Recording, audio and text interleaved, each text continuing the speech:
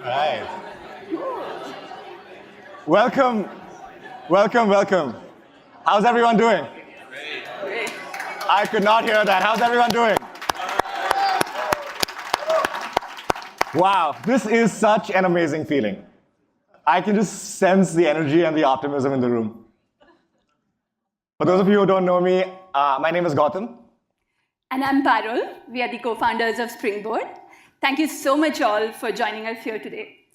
This is such a special moment for us.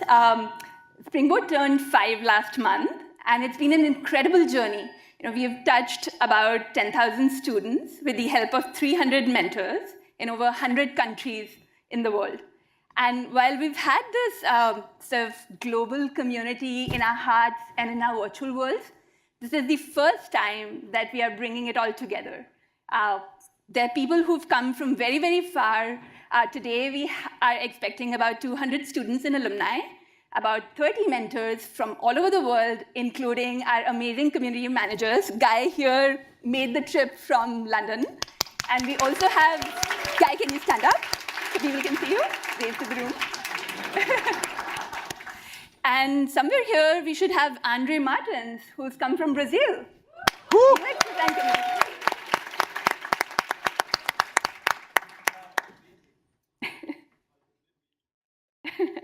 Yeah, throughout the day, we are also expecting 40 speakers, 10 hiring partners, and we have about 50 members of the Springboard staff, again, from all over the world. Our headquarters are in San Francisco, but we have members of our engineering team coming from Bangalore. Also, our career coaches, some from New Hampshire, from Canada, our student support team from Honduras. So it's truly a global community. In fact, to show you how much of a global community it is, let's play a little game. So can I request all of you to stand up?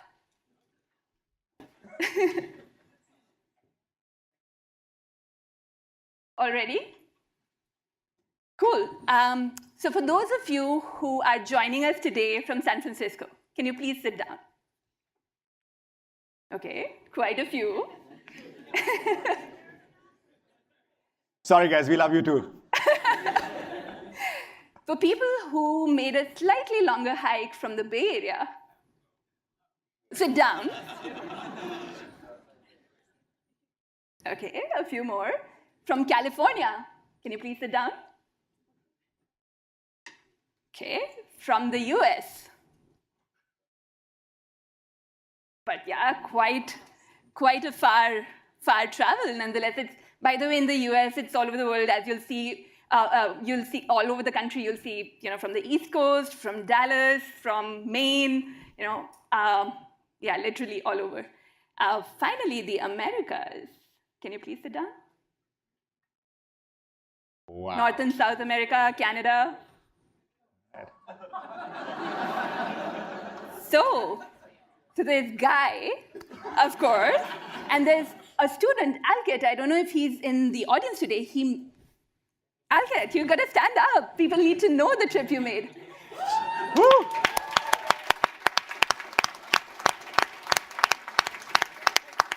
Alkit is here all the way from Italy. It's his first intercontinental flight. I mean, you can see he's shy. He doesn't want to make a big deal about it, but it is a big deal. We are so glad to have you here. Thank you, Guy. Thank you. Thank you, all of you.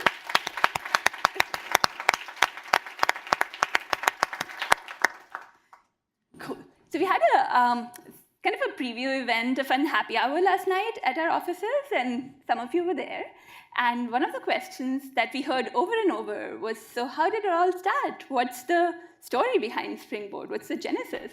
So we said, we have a whole session planned for it tomorrow. No spoilers today.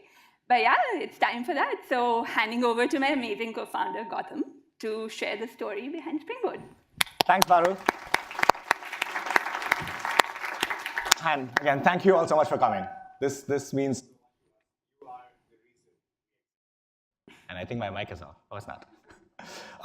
No, you guys really are the reason Springboard exists, and we wouldn't exist if it weren't for all of you. Right? And I want to start by saying it is such an amazing time to be doing what you all are doing. Learning, practicing, and teaching data science and design, the skills that are shaping the world today and tomorrow. You guys are building the future. But that's not what I'm here to talk about today. Right? We have Brian, who's our keynote speaker after me. He's going to talk and share some incredible data on why those things are true. But for me, since it's the first time for me to meet so many of you in person, I wanted to take the opportunity to share the journey of Springboard and how we got here. And I want to do that by sharing 3 stories from my Springboard experience, I should say our Springboard experience collectively, that have really meant something to me. And the reason I chose those stories is because one of our values at Springboard is always be learning. And each of those stories has taught me something.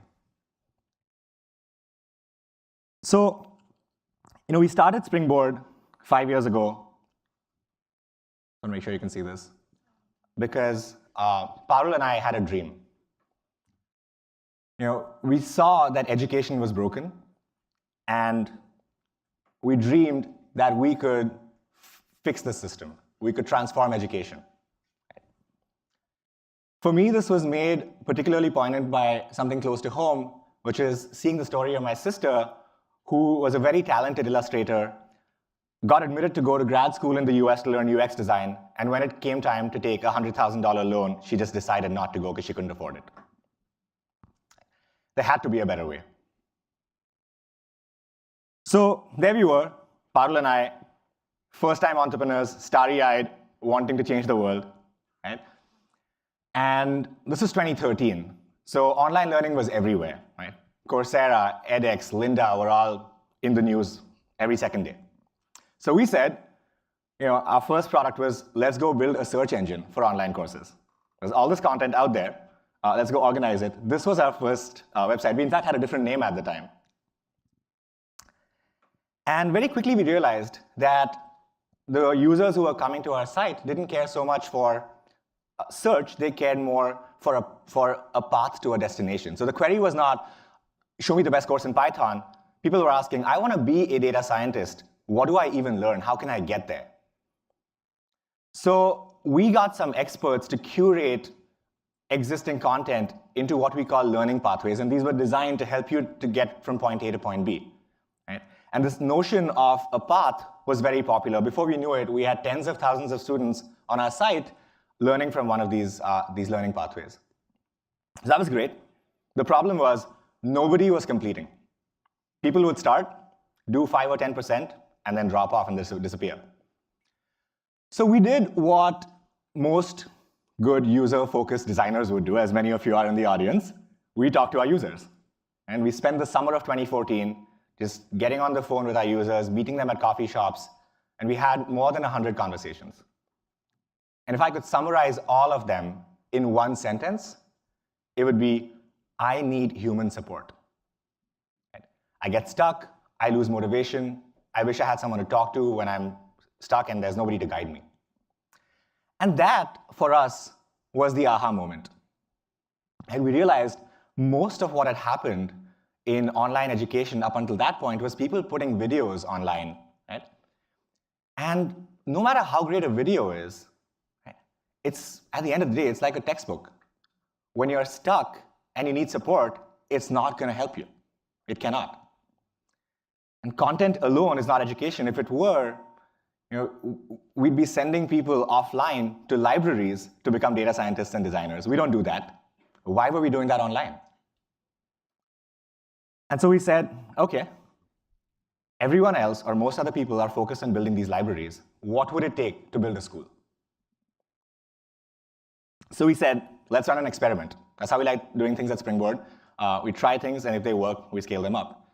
And we said, what if we could pair every single person who is learning UX design on our site with a person in the industry, an expert, who could guide them? The problem was, we didn't know any design experts. So what do? We sent out some cold emails. This is an actual email that I sent out to Tim McCoy, who was the director of design at Pivotal Labs, one of the best design firms in the world. So if you're shooting, you shoot high. And of course, I didn't expect to hear back. Right? He was my A plan, and then we had a plan B to reach out to other people who might be more approachable. Well, to my surprise, Tim writes back, And I don't know if you all can see the date on that. It is exactly 4 years to this day, almost to the hour. I did not plan this. So yeah, so Tim wanted to meet. He wanted to have a cup of coffee and learn more. And one meeting later, he was on board. And so were a few other awesome designers. So we ran our first mentor-guided pilot. This was a UX design program. And we paired every single student with a mentor from the industry. And at the end of that program, 6 weeks long, we saw that we had 10 times higher completion rate than what most online courses were seeing at the time. So we knew we were onto something. Right? And in 2015, we launched Springboard with just 2 courses, one in data science, one in design. Fast forward from there 5 or 6 months, I got a phone call. This is Neeraj. He was one of our first data science students. He was a marketer and a journalist. He'd worked for the Wall Street Journal. He's dabbled in marketing. He's interested in data, but he hadn't really done any programming. And he found our course and took it really out of curiosity. And then I thought that was the last I'd hear from him. Well, here he was calling me to tell me that he had landed a job. And he couldn't stop talking about how helpful his mentor had been in that job search process and how the interviewers couldn't get enough of his capstone project, which was a very cool project, by the way, about predicting whether San Francisco is going to have fog or not on a given day. Would be very useful today, as you're all here in the summer of San Francisco. Well, his job was at Reddit, and he was joining the data science team at Reddit, which is an amazing data set if you're a data journalist. And that was great. That felt great. And I was like, wow, that's cool story, and let's move on. Well, soon after that, got another call. Sarah, she was a mother of 2, working for the government in Vancouver, British Columbia, and had just taken a job as a data scientist at Boeing. And she couldn't have done another master's degree because that would have meant taking time off from her family. And she said, this is what helped me get there. Right? And then we had Tommy, who I think is in the audience today, who went from finance to becoming a UX designer at a Y Combinator-backed startup. And we had Consuelo in Boston as a UX designer. Bharat became a data scientist at Amazon.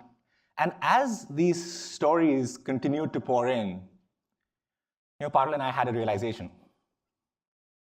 All this while, we had thought that we were entering the business of transforming education.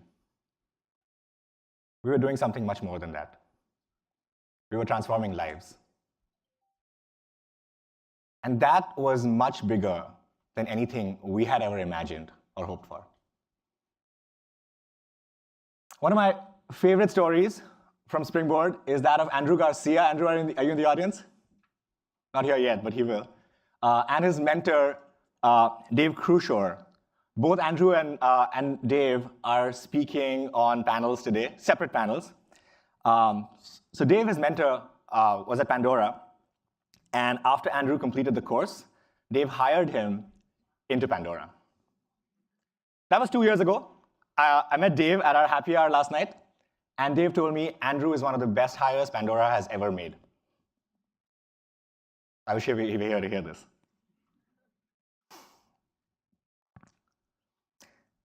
So the thing about helping people get to the careers of their dreams, the amazing thing about that is not only can it transform their lives, but it can also transform the lives of the people around them. We've had countless students tell us that being in a career they love and finding a career they love has led them to be a better parent, a better partner, and be able to provide for their family better. And then there's the mentor side of the story. This is Ann Pike. She's here today. There she is.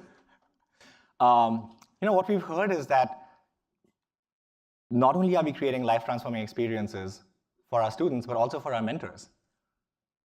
This is Karthik, we have Surgeon, and between the 3 of them, you gotta love Surgeon, Scott.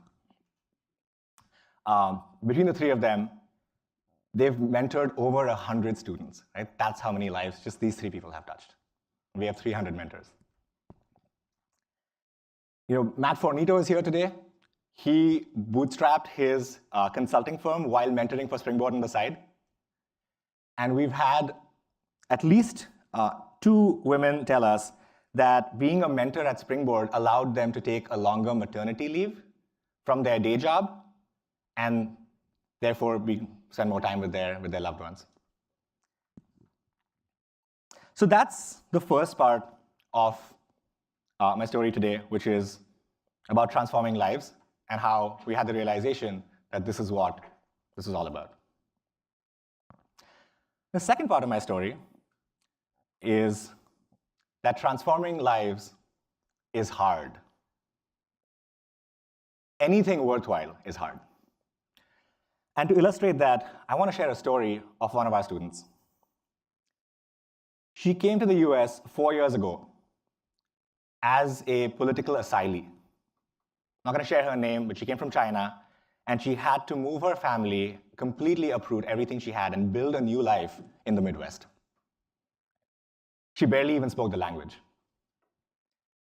So she spent the first couple of years getting set up, sent her teenage sons to college, and then she wanted to get back into the workforce. And so she chose to invest her trust in us. She enrolled in the Springboard Data Science career track about a year ago. And she did incredibly well on all the technical content. She aced her capstone projects. She worked with her mentor closely. She worked with Allison, her career coach, really closely. And as she started applying to jobs, she was getting rejection after rejection. And it wasn't because she wasn't technically sound. It was because her English wasn't good enough. Now, her career coach and mentor advised her to get some English coaching classes, and she enrolled in them, and we helped her find the right English coaching classes. And even so, her progress was slow, and she was still getting rejections. At that point, I don't know what you would do. Most of us would give up. Perhaps I would too. But what does she do? She takes a part-time job at a grocery store so she can practice her English every day and spend 3 hours talking to kids going through the grocery store and get better at her English. And now she's found a job.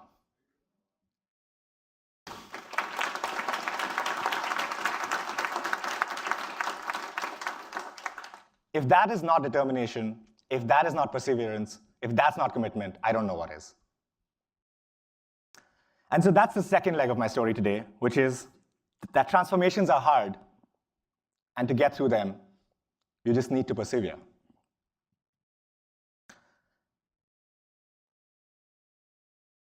Now I want to tell you the third part of my story, which is actually about a secret weapon that all of us have when we are going through these really difficult transformative moments. And to illustrate that, I want to share a pivotal moment in the Springboard journey. This was 2016, and while Springboard was having really amazing impact on students' lives, we were not profitable yet. What that meant was to continue to exist, we needed to either grow our revenue or to raise more capital from investors. There was one problem. Our revenue had been declining for 6 months in a row. And for those of you who ever raise capital or know about fundraising, when your chart looks like this, no investor wants to give you money. So Parul and I were faced with the prospect of having to shut down Springboard in 4 months if we didn't turn this around. Right? This was everything we had built, everything we had dreamed of, everything that we had ever hoped for was on the line. And for us, this was incredibly stressful. Right? It felt like we were going to let down everyone. Our team, our mentors, our students, our investors, everybody who had invested trust in us. And when you're staring at failure in the face, all you want to do is curl up and not see anyone.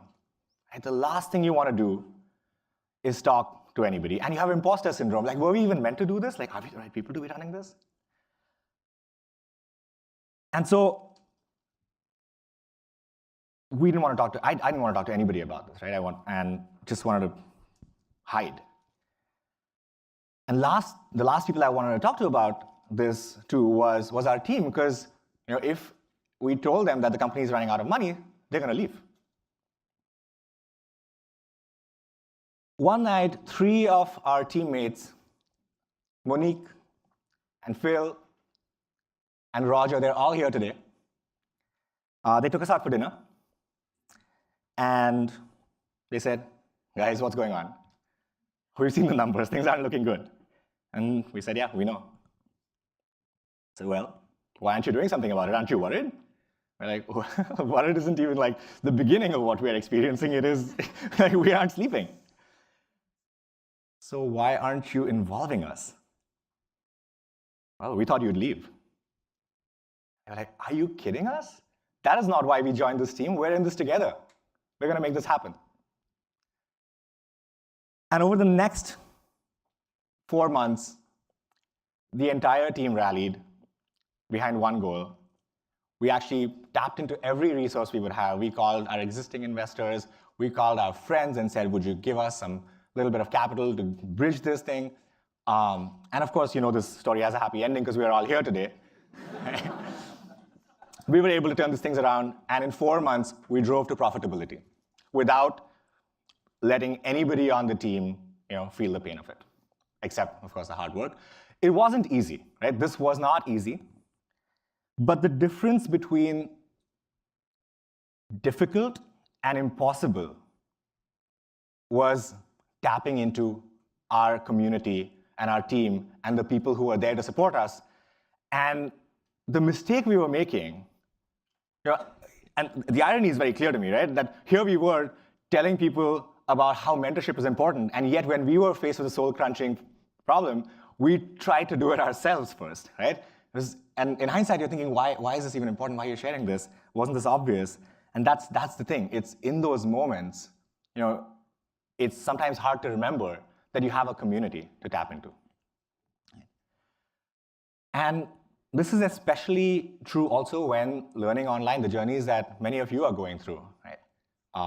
You're alone at home, it's 2 a.m., you're the last person in your household still awake, you're trying to work on that capstone project, right? Nobody else is online, and right in that moment, something isn't working, and you're ready to give up. What I want you all to remember is that in those moments, when you are about to give up, you're not alone. There's a community behind you, and that's why Springboard exists.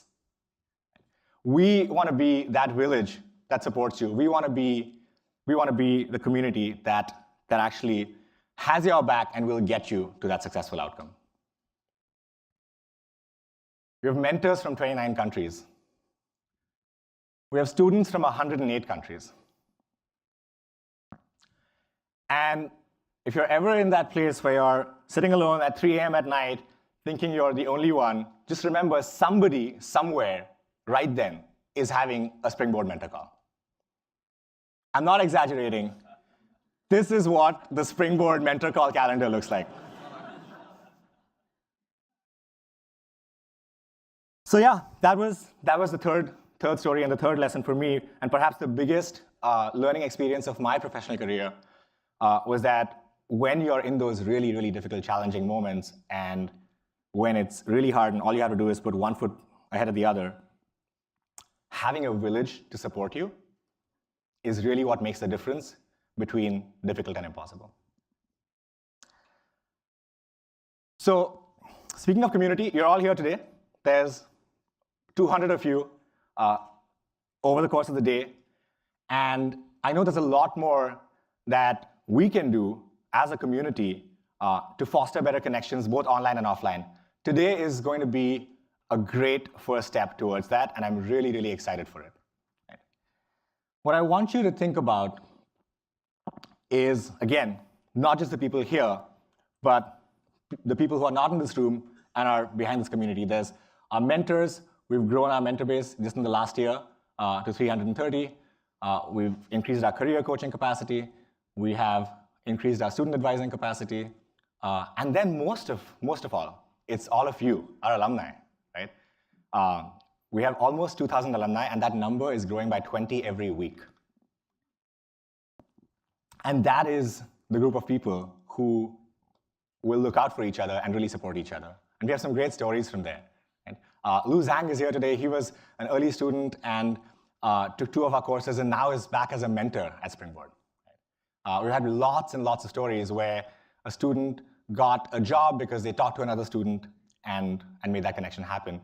And today, as you go into this amazing event, I'd like you to think about those 3 things that we talked about. Right? The first one is transforming lives. How would you like to transform your life? Think about that. The second is what might be a challenge or an obstacle that'll keep you from making that transformation, because transforming lives is hard.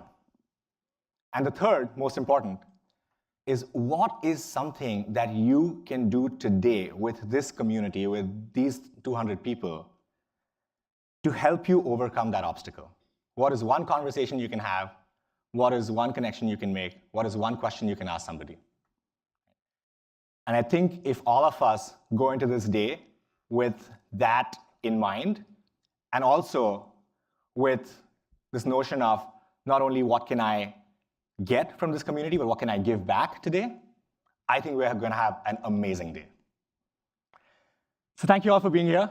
And I think we're gonna rock this day today, and I think you all are gonna have amazing, amazing futures and careers. And all of you mentors over here, I couldn't thank you enough. Thank you all.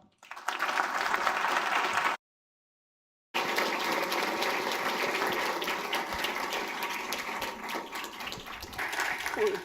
Well, that was so beautifully said, so emotional with all the stories and reliving our difficult years, It's incredible. Yeah, couldn't have said it better. There's no journey too difficult, no goal impossible when you have this powerful community supporting you.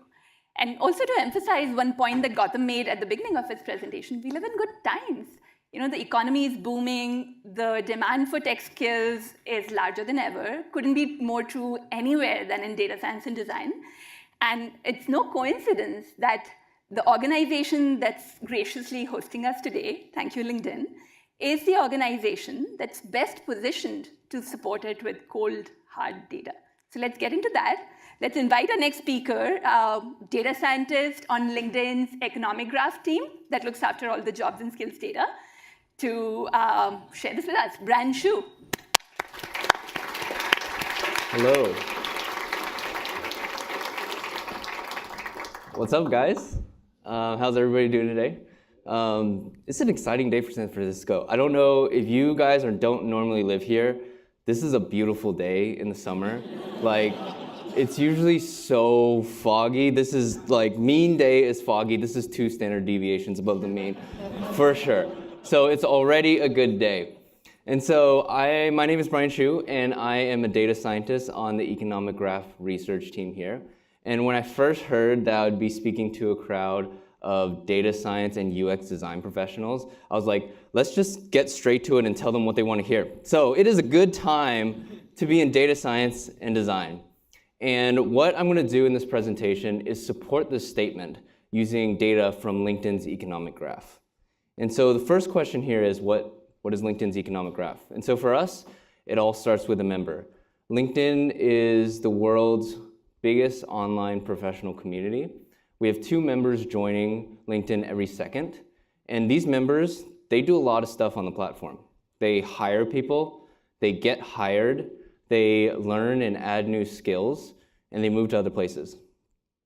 And this is what we call the economic graph. It is a digital representation of the global workforce. And so let's see, this is the data set I get to play with every day. And so what's in this data set? This is everything and more that's in this data set. So we have 575 million members, 26 million companies. You can read the rest. I believe that this is the most compelling data set in the world to share insights on jobs, skills, and the global economy. And so I'm going to highlight our skills data, which is leveraged by my team in a project called Skills Gap Analytics. And so let's set up some framework. So Skills Gap Analytics looks at the supply of skills and the demand of skills. And let's talk a little bit terminology. So for a gap in skills, supply and demand, if there is more demand and less supply for skills. We're calling that a shortage. Let's think about a cookie jar. If there's no cookies in that cookie jar, then you have a shortage of cookies because there's high demand and less supply. I don't really know how I came up with this example because I was a chubby kid, and so my mom maintained a very low supply cookie household. Surplus. Surplus is the inverse, so it's less demand and more supply. So this is cookie jar, it's full of cookies. I couldn't really think of an example in which there's a lot of cookies and kids around, except lactose intolerance. So that's the only thing. So this is the framework that we're going to operate off today. And so this data, we cut it by skills, regions, and across time. And so let's talk a little bit about what supply and where demand comes from. Start with supply. So supply, everybody already has an intuitive sense of the supply of specific skills in specific cities. So if you think of San Francisco, people typically think, oh, there's a high supply of tech skills. If you think of New York, people think of finance, maybe fashion.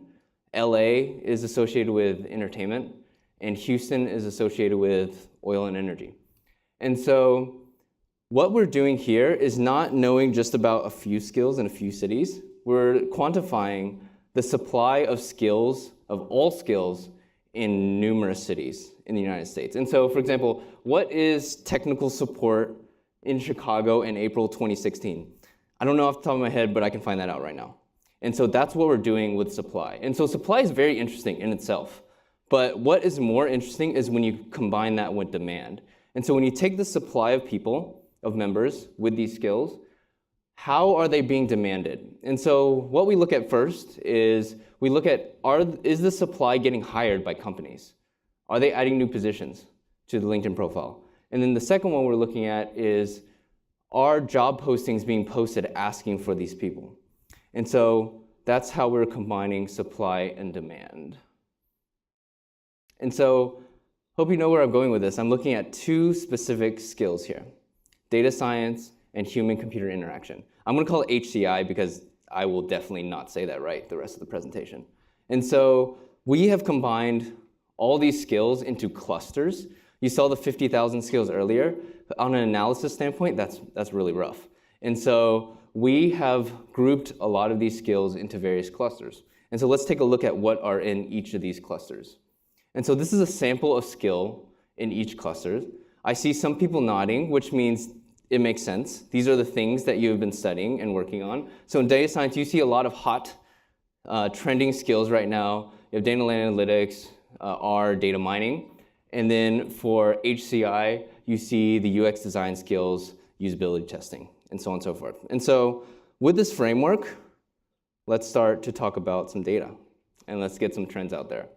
And so we have tracked skills gaps in the 100 largest cities in the United States. And at any point in time, each city can be in shortage of a skill, which means they're demanding the skill, or a surplus of the skill, which means there's less demand relative to supply.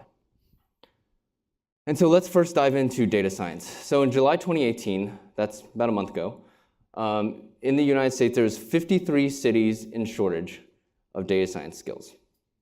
This amounts to a shortage of about 142,000 people. And let's put this number in context. So I took a look 3 years ago. 3 years ago, there was only 8 cities in shortage in the United States, which actually led to a national surplus of 35,000 people. And so to look at this over the 3 years, there's been a net increase in cities from about 45 cities have moved from surplus into shortage. And there's been a trend toward shortage of about 177,000 people. And so why is it a good time to be in data science? So for here, I compared this growth with the growth of the average of every single other skill that we're tracking right now. And so this is what that looks like. So there's 2 takeaways from this. One is that the economy has been doing really well.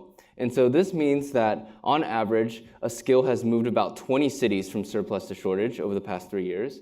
And then about 32,000 people have grown in shortage on average across all these cities. And this actually really reflects the US economy and how well it's been doing in the last 3 years.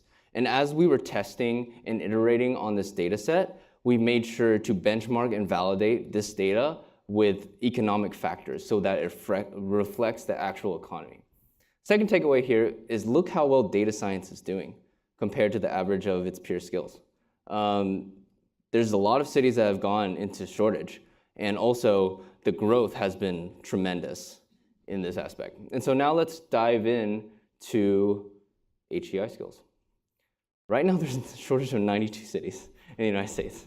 That's a lot. It's a good time to be in HCI as well, and which has a shortage of 65,000 people. In looking at this about 3 years ago, there was actually already 69 cities 3 years ago in shortage out of those 100. And it was actually already in shortage of 25K people. And so what this means, my takeaway from looking at both data science and HCI is data science is very, very hot right now. It's very hot, very trending, and it actually has grown a lot with the rise of tech and big data. HCI has been a strong skill and a highly demanded skill for a long time, and will likely continue to do so. So that's why it's a good time to be in data science and design. And so let's dive in and look more at city trends. And so the largest shortages of professionals are in these 3 cities for data science. So SF, New York, and LA. These are the counts of those people. So one takeaway here is you will notice the big drop-off in magnitude between number 2 and number 3. So it's New York at number 1, 34K, SF number 2, and then LA is number 3. This indicates that there are 2 major hubs for data science demand right now in the United States, and that's in New York and San Francisco. And then these cities have grown by a lot in shortage in the past 3 years. If you look at this, you'll see that LA was actually almost in surplus 3 years ago, and then it's increased by about 10x in shortage, which means that people are demanding people with these skills, with the skills you guys have. Jumping over to HCI, we get 2 similar cities, and then Seattle comes in there. And so these are the cities demanding the most HCI skills. And the growth here has been really large as well. You'll see that Seattle has gained by almost double in the last 3 years. And so what are the takeaways from this data? You can play a part in narrowing the skills gap and also help yourself in while you're doing that. And so 1, you have these skills. You should add these skills to your LinkedIn profile. What this data is telling us is that the people with these skills on their LinkedIn profile are being demanded, they're being hired, and there's job postings asking for them. And you should be a part of that population as well, especially if you are learning and have those skills already. So 2, you should consider the cities that have shortages of your skill. These are the cities that are demanding your skills more. And then, so 1, it should be easier to get a job. And then 2, you should be aware of these shortages when you're thinking about your salary. There's a lot of things that go into salary and determining one person's salary, but in an economic sense, employers should pay more for skills that are in shortage, that are being more demanded and have less supply. If you're an employee, you should hire people from cities with surpluses of skills that you need.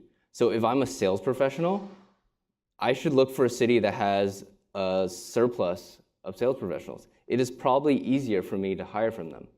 And then lastly, continue learning these skills. I wish I actually synced with the little bag, the cute little bag y'all got that said never stop learning. It's the same takeaway. And so continue learning these skills because these are the skills that are in demand and that are hot right now. And so hopefully from all of this, you get a sense of why it's a good time to be in data science and UX design. Thank you so much.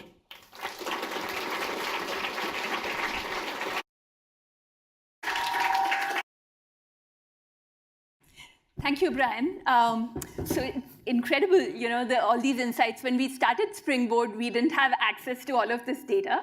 We were just responding to the need that we heard from people around us. But today, when we see all of this and read reports which say data science and design are amongst the hottest growing jobs. It's very encouraging. And it's also, in fact, enabled us to make bold moves. Some of you might be aware of our career track programs. Some of you are also here from the data science career track program. So we started off as an education company helping people build skills. But we realized that there was a gap. Even after learning the skills, people were not able to convert it into career outcomes. So we took a step further and offered, as a small experiment, our data science career track, where after you have learned the skills, you are paired with a team of career coaches who will be your partners during your job search process. And in fact, we believe so much in the potential of the program and the potential of students going through it that we offer a money-back guarantee, which means that if we are not able to help you find a job 6 months after graduation, then we will refund your entire tuition back. So it started as a small experiment. It's now grown up. We've had about 1,100 students go through the data science career track. And can you take a guess how many have had to ask for their money back because they couldn't find jobs? Yeah, 0. So it's an incredible moment for us to be proud of.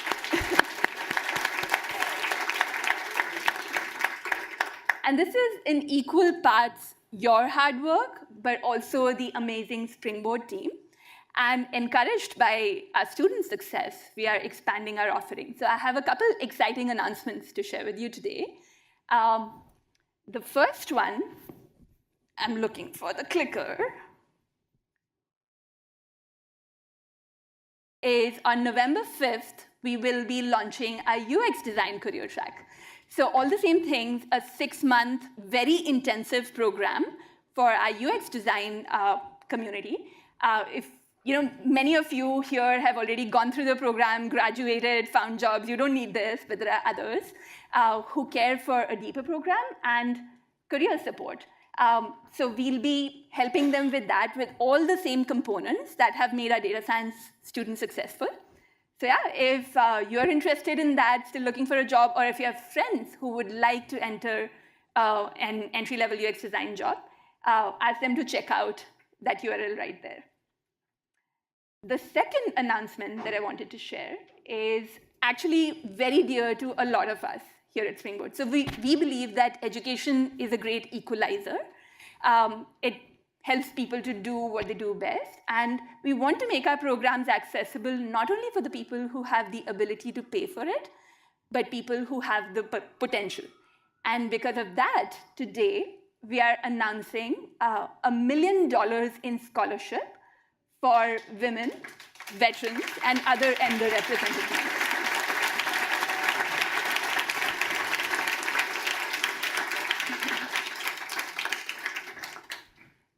So yeah, if you have friends who are looking to go through the program, or you yourself are considering taking another Springboard program in the future and fit this demographic, please write to our head of admissions, Nicole at Springboard, for more information. And we're also doing a lot of other things in the spirit of making education more accessible. We are offering a deferred tuition program in data science and rolling out to future programs as well, where you pay a small deposit, but if you cannot afford to pay for the program, you pay the tuition after you get a job. And also, we are working on many new exciting courses. Based on popular demand, we will be launching something in artificial intelligence pretty soon. So stay tuned. Lots of exciting stuff coming up. Cool, that was it. I know all of you are excited to dive into all the sessions we have today. But before we get into that, I just wanted to acknowledge the people who have made this possible.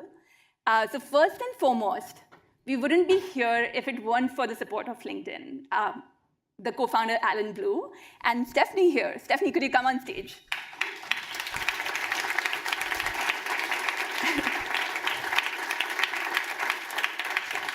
Stephanie's been working nonstop, wrangling a lot of different teams within LinkedIn, AV, food and catering, and this wonderful space. All the logistics, all the great food is thanks to her team. So thank you, Stephanie. And please thank Alan on behalf of us. He couldn't be here today, but incredible. Cool. And then finally, all the people within Springboard, there's many, many of them who've made this possible, but definitely want to call upon one of those. Kat, are you here? Come on. So Kat's not only the relentless driver, the architect of this event here today at Springboard, she's worked with many people who I'll let her call upon. She's also the lead of the student advising team. So her team is your first go-to, your point of contact at Springboard. They are your advocates. They are the ones who are watching after your best interests. So yeah, if you see them around, give them a big hug. And I'll hand over to Kat to make over a few logistical announcements. Cool? Yeah.